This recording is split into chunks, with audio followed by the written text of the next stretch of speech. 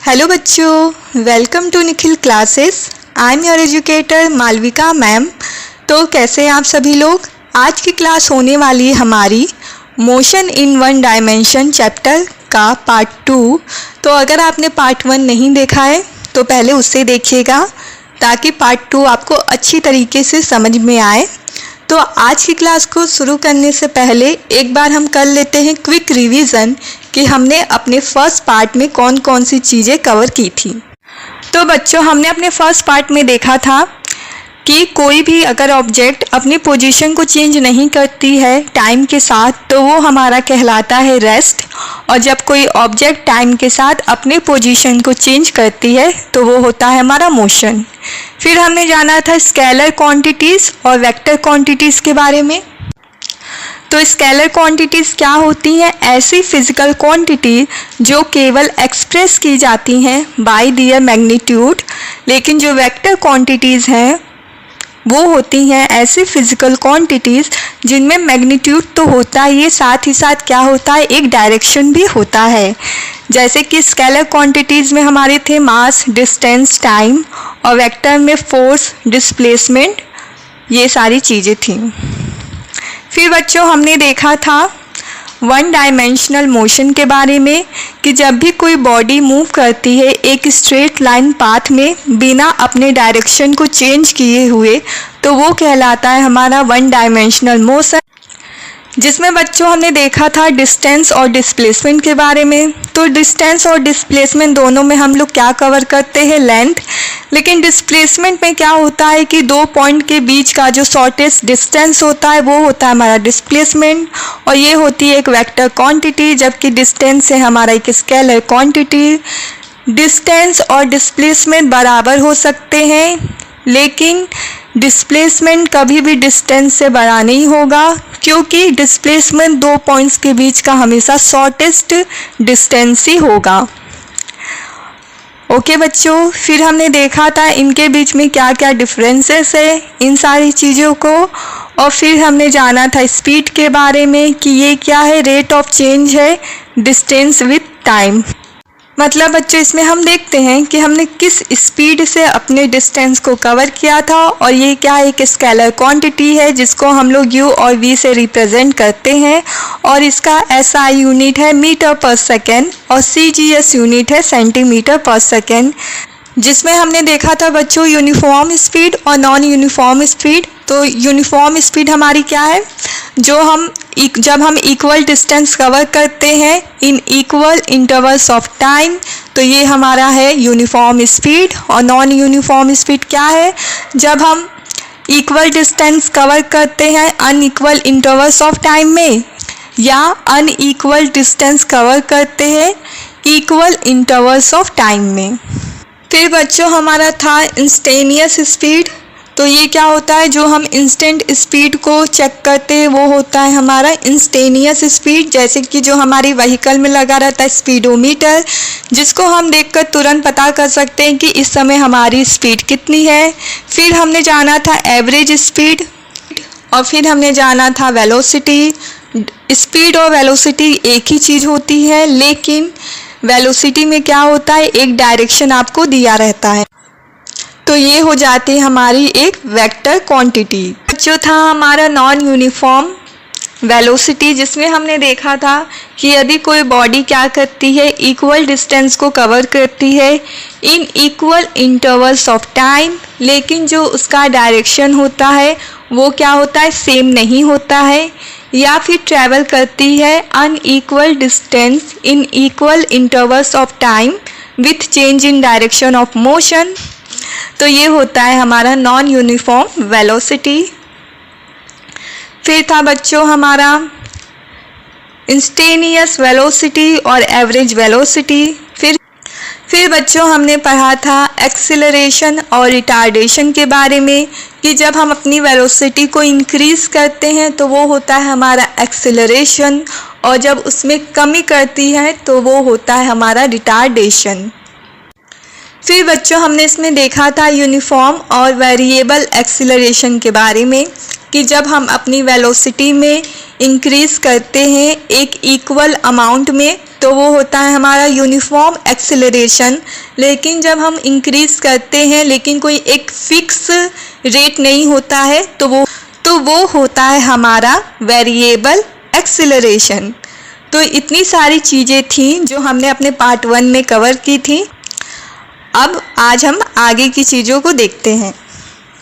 तो बच्चों, आज की क्लास में हम लोग स्टडी करने वाले हैं graphical representation of one dimensional motion. तो बच्चों, हम लोग को पता ही है कि जो वन डायमेंशनल मोशन होता है वो क्या होता है। जब कोई भी बॉडी या कोई भी ऑब्जेक्ट एक स्ट्रेट लाइन में मोशन करती है तो वो होता है हमारा वन डायमेंशनल मोशन। तो बच्चों, ग्राफिकल रिप्रेजेंटेशन में हमको स्टडी करने हैं 2 ग्राफ को, जिसमें से हमारा फर्स्ट ग्राफ है डिस्प्लेसमेंट टाइम ग्राफ और सेकंड जो है वो है वेलोसिटी टाइम ग्राफ। तो सबसे पहले हम जानेंगे डिस्प्लेसमेंट टाइम ग्राफ के बारे में।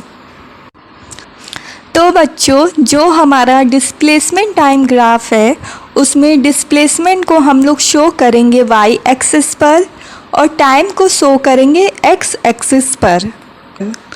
तो बच्चों, जैसा हम लोग जानते हैं कि डिस्प्लेसमेंट अपॉन टाइम ये क्या हमें बताता है, वेलोसिटी। मतलब कि इस ग्राफ से हम जानेंगे वेलोसिटी ऑफ द बॉडी, मतलब कि बॉडी की जो वेलोसिटी होगी वो क्या होगी। और इसमें बच्चों हमें टोटल 3 ग्राफ के बारे में स्टडी करना है। तो जो हमारा पहला ग्राफ है वो है displacement time graph for a stationary body. अब बच्चों, स्टेशनरी बॉडी क्या होती है, ऐसी बॉडी जो कि रेस्ट पोजीशन पे है, मतलब कि उसमें कोई भी बच्चों मोशन नहीं हो रहा है, तो ऐसी बॉडी को हम लोग कहते हैं स्टेशनरी बॉडी।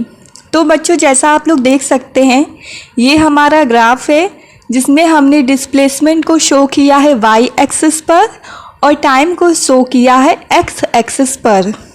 तो बच्चों, ये है एक स्ट्रेट लाइन ग्राफ जिसमें जो हमारी स्ट्रेट लाइन है वो पैरेलल है टाइम एक्सिस के।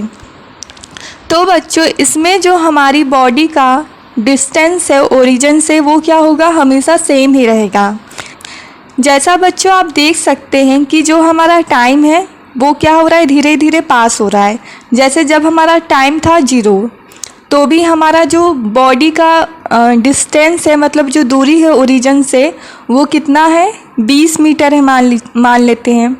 फिर बच्चों हमारा टाइम और पास हुआ, 2 सेकेंड हुए, 4 सेकेंड हुए, 6 सेकेंड हुए, लेकिन अभी भी हमारा जो बॉडी है वो ओरिजिन से कितना दूर है, 20 मीटर ही है। मतलब कि इस ग्राफ से हमें पता चल रहा है कि जो बॉडी है वो क्या है, एक रेस्ट पोजीशन पे है, उसमें कोई मोशन नहीं हो रहा है। तो बच्चों, जब बॉडी में कोई मोशन नहीं होगा तो क्या इससे हमें बॉडी की कोई वेलोसिटी पता चलेगी, नहीं।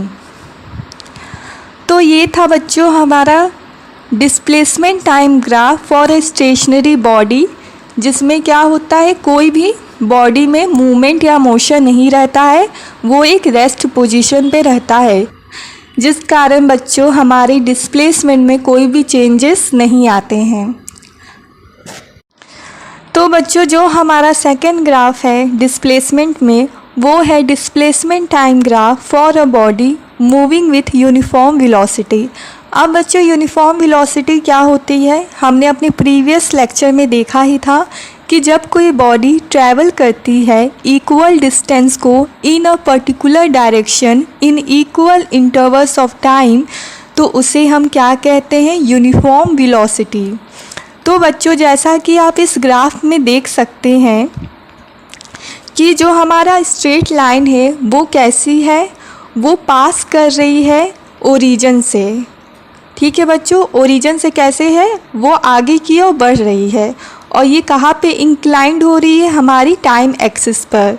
तो ये ग्राफ हमें शो करता है कि इसमें क्या हो रहा है, इक्वल टाइम इंटरवल्स पे बॉडी क्या कर रही है, इक्वल डिस्टेंस को ट्रैवल कर रही है और जो उसका डायरेक्शन है वो कैसा है, एक पर्टिकुलर डायरेक्शन है। तो बच्चों, जैसा कि आप ग्राफ में देख सकते हैं कि वाई एक्सिस पे हमारा डिस्प्लेसमेंट है और एक्स पे है हमारा टाइम। तो जैसे आप देख सकते हैं कि जब हमारा टाइम है 1 सेकेंड, तो हमारी डिस्प्लेसमेंट है 10 मीटर। फिर हमारा टाइम हुआ 2 सेकेंड, तो डिस्प्लेसमेंट कितनी हुई 20 मीटर। फिर टाइम हुआ 3 सेकेंड, तो बच्चों हमारी डिस्प्लेसमेंट कितनी हुई 30 मीटर। फिर टाइम हुआ 4 सेकेंड, हमारी डिस्प्लेसमेंट कितनी हुई 40 मीटर। तो बच्चों इससे हमें पता चलता है कि हमारा जो डिस्टेंस है वो कैसा है, इक्वली बढ़ रहा है इन इक्वल इंटरवल्स ऑफ टाइम में, और इसका एक डायरेक्शन भी कैसा है, एक पर्टिकुलर डायरेक्शन है। तो ये ग्राफ है हमारा displacement time graph for a body moving with uniform velocity. तो बच्चों जैसे हम देख पा रहे हैं कि इस ग्राफ में हमारी बॉडी जो है वो मूव कर रही है। तो जब बॉडी क्या करेगी, मूव करेगी, तो उसमें बच्चों हमें बॉडी की वेलोसिटी भी पता चलेगी। तो चलिए हम देख लेते हैं कि हम अपनी बॉडी की वेलोसिटी को कैसे पता करेंगे। तो बच्चों जो हमारा डिस्प्लेसमेंट टाइम ग्राफ का स्लोप है वो हमें बताता है वेलोसिटी के बारे में। तो बच्चों जो हमारा स्लोप होता है वो बराबर होता है tan थीटा के।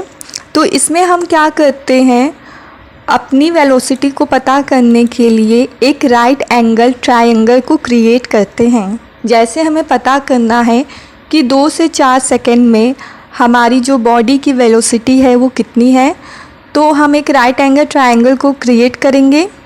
तो जो हमारा ये साइड है वो क्या शो करेगा, हमारा डिस्प्लेसमेंट, और जो बेस है वो शो करेगा टाइम को। तो जैसे हम यहाँ पर देख सकते हैं कि यहाँ पर हमारा डिस्प्लेसमेंट कितना है 40 और 20।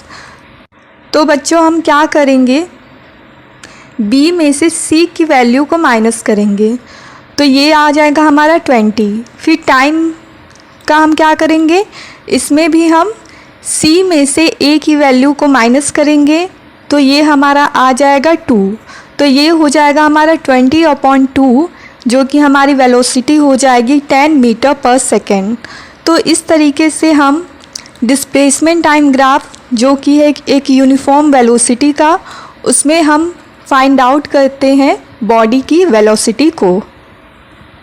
तो बच्चों जो हमारा नेक्स्ट ग्राफ है वो है displacement time graph of a body moving with variable velocity.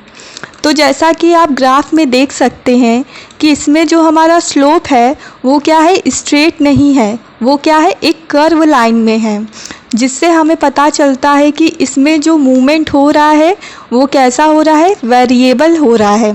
मतलब कि जो डिस्टेंस है बॉडी वो इक्वली ट्रैवल नहीं कर रही है, जिस वजह से हमारा जो स्लोप है वो स्ट्रेट ना होकर कर्व की तरह है। तो ये था बच्चों हमारा तीनों ग्राफ, जिसमें फर्स्ट ग्राफ में हमने देखा कि इसमें बॉडी क्या कर रही है, मूव नहीं कर रही है, रेस्ट पोजीशन पे है। सेकेंड ग्राफ हमारा शो करता है कि जो बॉडी है वो मूव कर रही है, मतलब कि उसमें मोशन हो रहा है, और जो बच्चों मोशन हो रहा है वो इक्वल इंटरवल ऑफ टाइम में हो रहा है, इक्वल डिस्टेंस हो रहा है, और जो उसका डायरेक्शन है वो भी एक पर्टिकुलर है। और जो हमारा थर्ड ग्राफ है वो शो करता है कि बॉडी में मोशन तो हो रहा है लेकिन इक्वली नहीं हो रहा है, जिस वजह से जो हमारा स्लोप है वो क्या है, कर्व है। ठीक है बच्चों, हमारा नेक्स्ट ग्राफ है वेलोसिटी टाइम ग्राफ, जिसमें हम लोग y एक्सिस पर शो करेंगे वेलोसिटी को और x एक्सिस पर शो करेंगे टाइम को। तो बच्चों इस ग्राफ से हमें क्या पता चलेगा, इस ग्राफ से हमको पता चलेगा एक्सीलरेशन ऑफ द बॉडी। तो वेलोसिटी अपॉन टाइम हमें क्या शो करता है, एक्सीलरेशन के बारे में। तो बच्चों जैसा हम जानते हैं कि एक्सीलरेशन से क्या होता है, ये हमारी जो वेलोसिटी है उसको या तो बढ़ाएगा या तो घटाएगा। तो बच्चों यदि हमारी वेलोसिटी टाइम ग्राफ का जो स्लोप है वो क्या होगा, पॉजिटिव होगा, तो ये किसको रिप्रेजेंट करेगा, एक्सीलरेशन को, यानी कि हमने अपनी जो वेलोसिटी है उसको बढ़ाया है। लेकिन जो हमारा वेलोसिटी टाइम ग्राफ है अगर उसका स्लोप नेगेटिव होगा तो ये हमें क्या रिप्रेजेंट करेगा, रिटार्डेशन को, यानी कि हमने अपनी वेलोसिटी को घटाया है। तो इसके अंदर हमें 3 ग्राफ के बारे में जानना है, जिसमें हमारा फर्स्ट ग्राफ है velocity time graph for uniform velocity. तो बच्चों जैसा आप ग्राफ में देख सकते हैं कि हमने y एक्सिस पे शो किया है वेलोसिटी को और x एक्सिस पे शो किया है बच्चों टाइम को। और ये जो ग्राफ है बच्चों हमारा उसका नेचर कैसा है, तो बच्चों ये है एक स्ट्रेट लाइन ग्राफ, और जो हमारी स्ट्रेट लाइन है वो पैरेलल है x एक्सिस यानी हमारे टाइम पर। तो बच्चों जैसा हम इस ग्राफ में देख सकते हैं कि जो हमारी बॉडी की वेलोसिटी है वो टाइम के साथ क्या है, चेंज नहीं हो रही है, वो हमेशा एक ही जैसी है। जैसे जब हमारा टाइम कितना था 0 सेकेंड, तो भी हमारी बॉडी की जो वेलोसिटी थी वो कितनी थी 30 मीटर पर सेकेंड। फिर हमारा टाइम इंटरवल बढ़ा 1 सेकेंड हुआ तो भी वेलोसिटी कितनी थी 30 मीटर पर सेकेंड। फिर टाइम इंटरवल हुआ 2 सेकेंड, फिर भी बॉडी की वेलोसिटी कितनी है 30 मीटर पर सेकेंड ही है। मतलब बच्चों जो हमारी बॉडी है वो एक कांस्टेंट वेलोसिटी के साथ ही बढ़ रही है, यानी बच्चों कोई भी एक्सीलरेशन यहाँ पे नहीं हो रहा है, क्योंकि बच्चों जो हमारी वेलोसिटी है बॉडी की वो हर टाइम क्या है, सेम ही है। तो जिस कारण से अगर यहाँ पे हमें एक्सीलरेशन पूछा जाए कि यूनिफॉर्म वेलोसिटी ग्राफ में हमारा एक्सीलरेशन कितना होता है, तो वो होगा 0, क्योंकि हमारी वेलोसिटी में कोई भी चेंजेस नहीं आ रहे हैं। तो बच्चों जैसे हमने देखा कि जो हमारा वेलोसिटी टाइम ग्राफ है वो हमें क्या बताता है, बॉडी की एक्सेलरेशन के बारे में।